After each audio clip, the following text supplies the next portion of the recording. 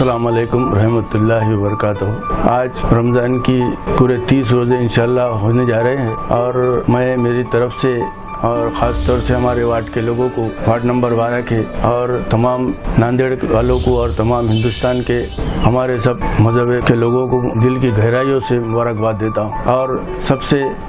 ایک ہمدردانہ اپیل کرتا ہوں کہ آنے والے وقتوں میں ہم سب اللہ تعالیٰ سے دعا کریں کہ یہ جو وبا ہے یہ جلد سے جلد ختم ہو جائے، اور آنے والے سال میں کم سے کم ہماری عید الفطر کی نماز ہم کو عیدگاہ پر ادا کرنے کی اللہ توفیق عطا فرمائے۔ اور میری طرف سے